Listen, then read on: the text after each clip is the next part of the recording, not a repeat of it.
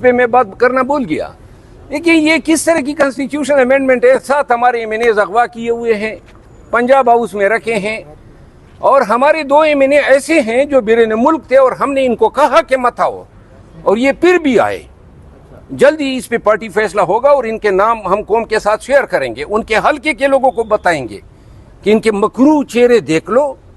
اور شاید ان میں سے چند ایسے تھے جو پہلے سے ان کی کمٹمنٹس تھی تو بیرون ملک سے بھی آ گئے, اور ہم نے یعنی عمر ایوب خان نے 7 دن پہلے سب کو کہا ہوا تھا ان تمام کو کہ انڈر گراؤنڈ چلے جاؤ, لیکن میرا خیال ہے کہ والہانہ پن تھا, لگاؤ تھا ان کا کہ وہ آئے, ہمارے ساتھ رابطہ نہیں کر رہے ہیں لیکن ان کے گود میں بیٹھے ہوئے ہیں. اور یہ آئینی ترمیم 3 چیزوں پہ اگر یہ اس انداز میں لاتے تو وائی ڈپنی شو ہوتی. نمبر 1 کہ آپ حزب اختلاف کے ممبران اسمبلی کو اغوا کر کے ان سے اپنے مرضی کا ووٹ دلوا رہے ہیں, نمبر 1. نمبر 2 ریزرو سیٹیں جو ہماری ڈیسائیڈ ہوئی ہیں سپریم کورٹ میں, ان میں ہماری خواتین اور مینارٹیز کی نمائندگی نہیں ہے. تقریباً 23-24 سیٹیں ہیں, اور پھر کے پی سے 11 سینیٹر ابھی تک الیکٹ ہی نہیں ہوئے ہیں. تو لہذا ایوان پارلیمان ابھی تک انکمپلیٹ ہے. جب تک ان تمام طبقات کو نمائندگی نہ ہو اور یہ اپنی نمائندگی کے مطابق حق رائے دہی استعمال نہ کریں, کس قسم کی ترمیم جو ہیں وہ آپ کہہ سکتے ہیں کہ یہ لائی گئی. اور سب سے اہم بات, فارم 47 پہ جو لوگ منتخب ہو کر آئے ہیں ان کا کوئی حق نہیں ہے کہ وہ ووٹ استعمال کرے. تو لہذا ایوان کی اپنی لیجیٹیمیسی جو ہے وہ بھی جب یہ ٹریبیونل ڈیسائیڈ کر دیں کہ واقعی یہ صحیح منتخب ہو کے آئے ہیں تو تبھی شاید یہ کانسٹیٹیوشنلی امینڈمنٹ کی بات کر سکتے ہیں. جی, شیر افضل مروت صاحب کی رہائی ہو گئی ہے. شیر افضل مروت صاحب گفتگو کرنے لگے ہیں, آئیے کرتے ہیں گفتگو. شکریہ. 1 منٹ سر. سب سے پہلے تو پوری قوم کے سامنے میں یہ مسئلہ رکھتا ہوں, یہ کس طرح پاکستان کا نظام انصاف ہے کہ ہمیں عین پارلیمنٹ کے گیٹ پہ کیمروں کے سامنے گزشتہ سوموار کو گرفتار کیا گیا, ایک ایسے جرم میں جو کبھی ہوا ہی نہیں ہے, ایک ایسے الزام میں جس کا ارتکاب گرفتاری کے وقت بھی نہیں ہوا تھا, اور ہماری گرفتاری کے کوئی 8-9 گھنٹوں کے بعد صبح سویرے انہوں نے یہ پرچہ درج کیا. پورے پارلیمان کو, پوری میڈیا کو پتہ ہے کہ یہ ایک غلط لغو بے بنیاد ایف آئی آر تھی, اور اس کو قانون میں abuse of the process of law کہتے ہیں. جہاں سے ہم گرفتار ہوئے اور پھر جس انداز میں ہوئے, آپ نے پولیس کی وہ جو یہ دکمپیل کر رہے تھے اور جو بے توقیری کر رہے تھے, کیوں کر رہے تھے, کس قانون کے تحت یہ اختیار ہیں ان کے پاس؟ نہ کوئی قانون, اور ساتھ میں سپریم کورٹ کی بہت عالیشان بلڈنگ ہے, اور پھر نزدیک میں ہائی کورٹ اسلام آباد کی, اور یہ کارروائی ڈال گئے. اب اگر اس ملک میں انصاف ہوتا تو یہ گرفتاری 1 گھنٹے 2 گھنٹے میں انڈو ہونی چاہیے تھی, لیکن آگے کا کرنا کیا ہوا, جو ہوا بہت ساری چیزیں میں بتا چکا ہوں. تو گرفتاری جو ہے انڈو ہونے کے بجائے اگلے دن جج صاحب نے 8 ایام کا فزیکل ریمانڈ دیا. حد ہوتی ہے ناانصافی کی, ظلم کی. یعنی جان بوجھ کے آپ ایک ایسا کام کر رہے ہیں جس کے نہ کرنے کی آپ نے حلف اٹھائی ہوئی ہے. اب ایسے لوگوں کو منصف کہیں گے؟ 8 دن کا ریمانڈ اور 2 لکیریں آرڈر, 1 گھنٹہ باز کیا میں نے, ایک دلیل ایک آرگومنٹ ہمارا اس میں لکھا ہی نہیں. کیوں آپ ریمانڈ دے رہے ہیں؟ یہ اختیار قانون نے آپ کو اس لیے نہیں دیا ہے کہ آپ جو مرضی آپ کی جو ہے من میں آئے آپ وہی کریں. قانون نے یہ ثوابدید آپ کو دیا ہے جوڈیشیسلی ایکسرسائز کرنے کے لیے. اس کو ہم نے چیلنج کیا. شکر گزار ہوں کہ اسلام آباد ہائی کورٹ کے فاضل ڈویژن بینچ کا کہ انہوں نے 2 ایام میں اس آرڈر کو کالعدم کیا.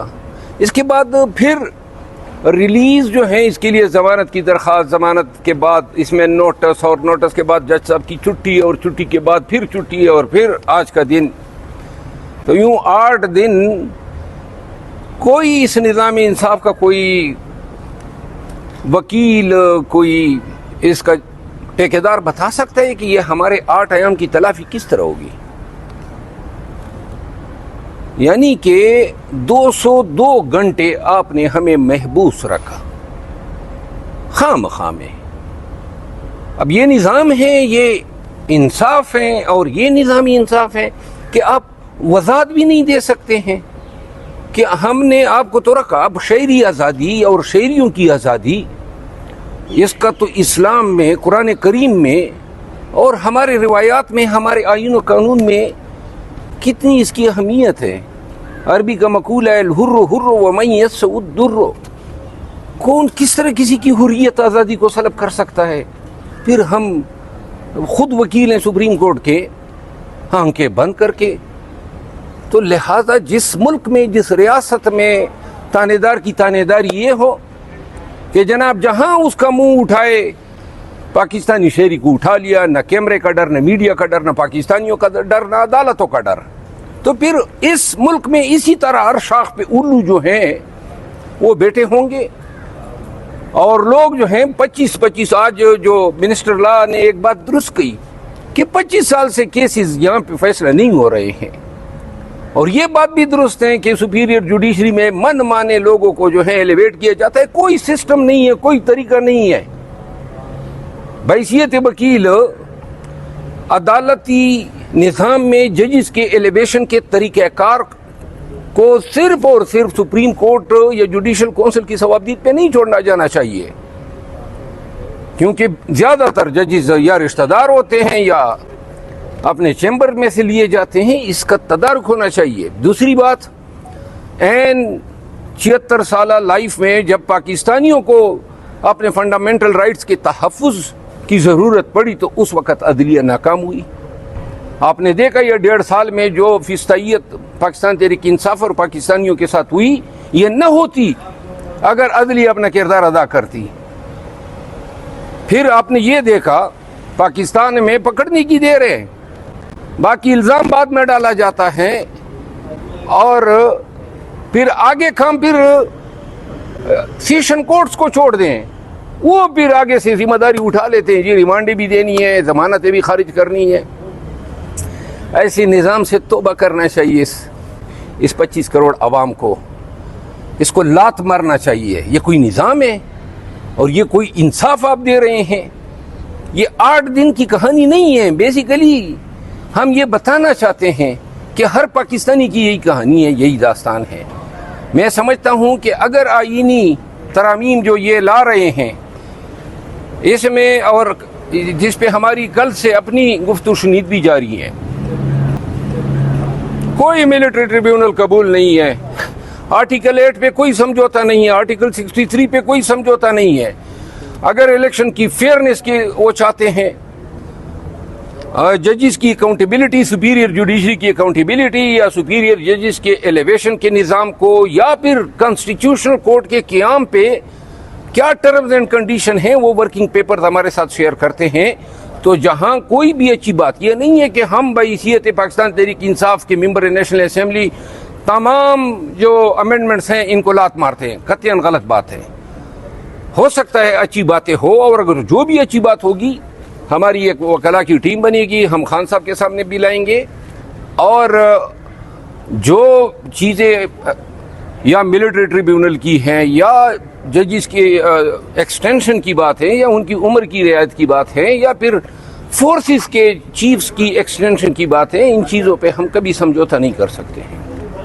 شیر افضل مروت صاحب، یہ بتائیں کہ جو آئینی ترمیم ہے اس کے حوالے سے اس میں ایک شک یہ بھی شامل کی گئی ہے کہ صدر جو ایڈوائز، وزیر اعظم جو ایڈوائز صدر کو بھجوائے گا اس میں عدالت مداخلت نہیں کر سکتی. دوسرا یہ کہا گیا کہ چیف الیکشن کمشنر اور ان کے دیگر ممبران جو ہے وہ اس وقت تک کام جاری رکھیں گے جب تک نئے ممبران کی تعیناتی نہیں ہو سکتی. آپ کیا سمجھتے ہیں اس آئینی ترمیم کے حوالے سے کن لوگوں کو سافٹ کارنر جو ہے وہ دیا جا رہا ہے؟ دیکھیں، ہم ترمیم جب پارلیمان دیکھتی ہے نا تو وہ سافٹ کارنر کے نقطہ نظر سے تو نہیں دیکھتی ہے نا، وہ تو یہ دیکھتی ہیں کہ اس کا پاکستانیوں کو کیا فائدہ ہوگا.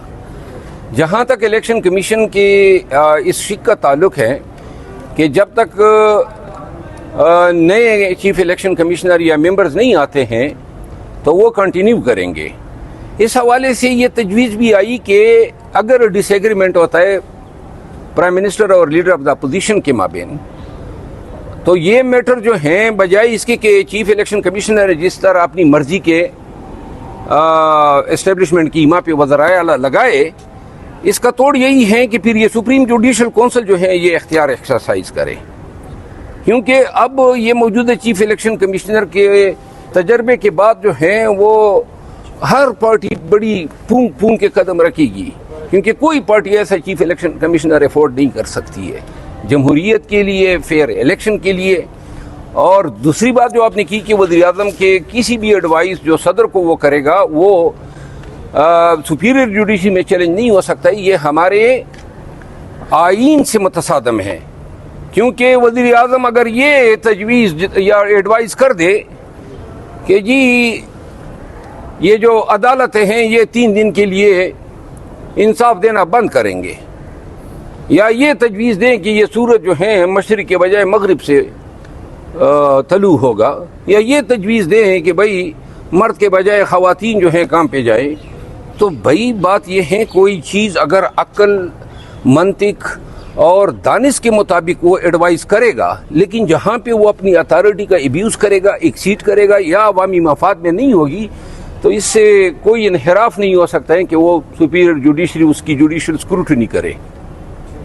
اب تک ایسا لگ رہا ہے کہ پی ٹی آئی کی کامیابی مولانا کی وجہ سے ہے، آج اگر مولانا رجسٹ نہ کرتے تو پی ٹی آئی کے ہاتھ میں گیم نہیں تھی، آپ کیسے دیکھتے ہیں مولانا کے کردار کو؟ دیکھیں منسٹر مولانا صاحب نے جو کردار ادا کیا ہے وہ قابل ستائش ہے۔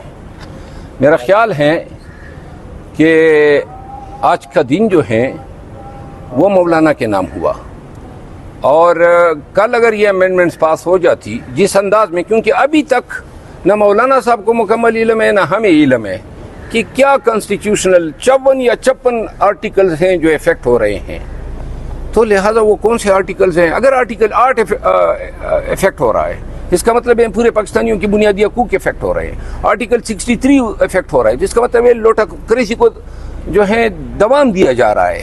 اگر ان گرفتاری کے دن آپ لوگوں نے دیکھا میری گاڑی، میرا اسلحہ، میرے 5 کلاشن کوفے اور پستول اور موبائلز اور گلاسز، کیش رقم، یہ پولیس نے کیمرے کے سامنے میری گاڑی پکڑی اور لے گئے۔ تو بعد میں انہوں نے مجھے تقریباً 95% چیزیں واپس کر دی ہے۔ آج میں نے ایس ایچ او سیکرٹیریٹ کو کہا ہے کہ یہ 5% نہیں، رتی برابر بھی چیز میں نہیں چھوڑوں گا، اگر مجھے نہیں ملی آج رات تک تو میں کل صبح ذمہ دار افسران کے خلاف عدالت سے رجوع کر رہا ہوں اور ان پہ میں ڈکیتی کے پرچے کی درخواست دوں گا۔ مروت صاحب، یہ جو گرفتاری کے دن تھے اس میں آپ اسمبلی بھی آتے رہے، پارلیمنٹ لاجز میں بھی سب جیل قرار دے دی گئی، تو یہ واقعی جس طرح گرفتاری ہوتی ہے، قید خانہ ہوتا ہے، اس طرح تھا زندگی میں؟ مطلب کیا میں نے تو خواہش ہی نہیں کی تھی کہ مجھے لاج میں رکھیں، میری ترجیح تو اڈیالہ جیل تھی، مجھے پرواہ نہیں تھی، اور ریمانڈ میں رہتے تو ریمانڈ میں بھی کوئی پرواہ نہیں تھی، کیونکہ جب وہ کہتے ہیں نا اونٹ رکھتے ہیں تو دروازے کھلے رکھتے ہیں۔ یہ جو قید و بند ہیں 8 دن کی، میرا خیال ہے کہ وہ لاہور کے قید بند سے میرا ورسٹ تجربہ ہوا۔ جہاں انہوں نے کوٹ لکھپت میں رکھا تھا وہ شاید بہتر حالات تھے، یہاں والے بہتر نہیں تھے۔ اور دوسری بات یہ ہے، آپ کے توسط سے بتانا چاہتا ہوں کہ اب وہ کمر کس لو، اسلام آباد پولیس کو کہتا ہوں، اب ثابت بھی کرو یہ جرم جو آپ نے ہم پہ لگایا، نہیں ثابت کرو گے تو میں آپ کے سامنے بتا رہا ہوں آئی جی صاحب کو کہ 193 کا استغاثہ آپ کے اور آپ کی اس ٹیم کے خلاف دائر کر رہا ہوں، اور اس کی اتنی سزا ہے جو جن الزامات کی انہوں نے ہم پہ دعوے داری کی ہے۔ اچھا مروت صاحب، 95% جو سامان ہے آپ کو وہ آپ کو لوٹا دیا گیا، 5% ایسی کون سی چیزیں جو اب تک آپ کو نہیں؟ کیش رقم نہیں آئی ہے، پاور بینک نہیں آئے ہیں، گلاسز نہیں ہیں، اور ایک ٹوتھ برش نہیں ہے۔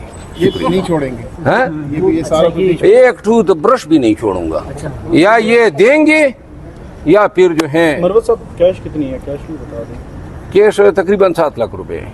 अच्छा मरवत साहब, इसके अलावा बतौर मेंबर हमने देखा उस रात तकरीबन 4 बजे तक ये ऑपरेशन होता रहा पार्लियामान में पार्लियामान का तकद्दुस या मेंबरान को इस तरह घसीट कर गिरफ्तार करने से मुतल्लिक भी कोई कानूनी लायामल तय किया जाए? मैंने प्रिविलेज मोशन इन्हें से चोस के खिलाफ मुकर रहे हैं तमाम MNAs, फिर कमेटी बनी है, कमेटी रिकमेंडेशन देगी और उन रिकमेंडेशन के तनाजुर में पार्लियामान पे आइंदा ऐसे हमलों को रोकने के लिए और मेंबरान असम्बली के एहतराम को मलहूज़ खातिर रखने के लिए कानून साजी की जा रही है, ताकि सिर्फ ये ना हो कि कानून ये कहे कि जी इनका यहाँ इस पार्लियामेंट लॉजेस में दाखिला ममनू है। अगर कोई उसको वायलेट करता है तो फिर उसको सज़ा भी होगी। तो लिहाजा सज़ा का एलिमेंट नहीं था, तो इस सज़ा को दिलवाने के लिए तमाम party, people party, MQM, JUI, PTI और PMLN और दीगर जो छोटी पार्टियाँ हैं सब इस पे एग्री कर गए हैं। तो लिहाजा ये कानून साजी हो रही है। DIG ऑपरेशन के अगेंस्ट आपके साथ 9mm निकाल के आपके सामने रखा, इस पे भी आप कुछ करने जा रहे हैं? जी मैं अपनी लीगल टीम के साथ इस पे डिस्कस कर रहा हूँ। बहरहाल एक बात है, 8 दिन के फी दिन 5 करोड़ के हिसाब से हर जाने का केस मैं तैयार कर रहा हूँ। 40 करोड़ मांगूंगा इनसे। वो कहते हैं ना सांप निकल गया लकीर पेटने वाली बात है। वो हमारे पश्तो में कहते थे सफर लाड़ा भला पसेदा, कि सफर का महीना निकल गया बला पीछे से आ रही है। तो तैयार हो जाओ, पंगा लिया है अब इंशाल्लाह हुकूमत को हासिल क्या हुआ है एक्टिविटी करने के बाद? जी हुकूमत को, इस्लामाबाद पुलिस को मैं खराज तहसीन पेश करता हूँ कि इनको नेकनामी हासिल हुई है। इन्होंने पूरी दुनिया के सामने साबित कर दिया कि ये ऐवान का कितना एहतराम करते हैं। मैंने स्पीकर साहब को कहा, मैं ये पार्लियामान में हम मुअज़्ज़ज़ मेंबर की बात करते हैं, तो मुअज़्ज़ज़ मेंबर की जो एजाज़ और जो तकरीम और एहतराम हुआ वो पूरी दुनिया ने देखा। हुकूमत को ये भी एजाज़ और शर्फ हासिल हुआ कि पहली दफ़ा PMLN के दौर में ही पार्लियामान पर भी अटैक हुआ। नकाबपोश घुसे और इन नकाबपोश के घुसने ने कम से कम एक अच्छा नतीजा दे दिया कि तमाम पार्टियां एक पेज पे हुई कि इस हद तक नकाबपोशों की दखीलकारी बर्दाश्त नहीं होगी। बाकी जो है हुकूमत वक्त इतने एजाज़ात समेट रही हैं, पाकिस्तानियों की हमदर्दी इन्होंने हासिल कर ली। शेर अफजल को घसीट के और ज़ुबैर खान को पकड़ के घसीट के और बैरिस्टर गौहर को जो हैं धक्के दे के, वाह वाह जे जेकार होनी चाहिए इनकी। क्या इन्होंने जनाब हिंदुस्तानी सुरमाओं को किस तरह रगीदा हैं, सलाम के हकदार हैं ये हमारे इस्लामाबाद पुलिस वाले, खसूसन वो 3-4 ऐसे चो बशमूल एक वो जिसकी लंबी मूंछें भी थी और बड़ा ही काला मुँह था। ये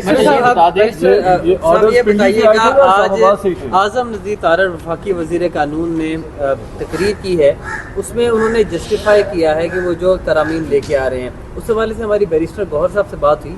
उनका ये कहना था कि मैंने इसका फैक्ट्स एंड फिगर्स के साथ जवाब तैयार कर रखा था, लेकिन मुझे जवाब देने का मौका नहीं दिया गया। उन्होंने कॉन्स्टिट्यूशन कोर्ट के हवाले से कहा कि मजमूई तौर पर 128 कॉन्स्टिट्यूशन के हवाले से केसेस पेंडिंग है और 28 सुमो मोटो के। इसमें कहाँ कॉन्स्टिट्यूशन के अदालतों की गुंजाइश बनती है?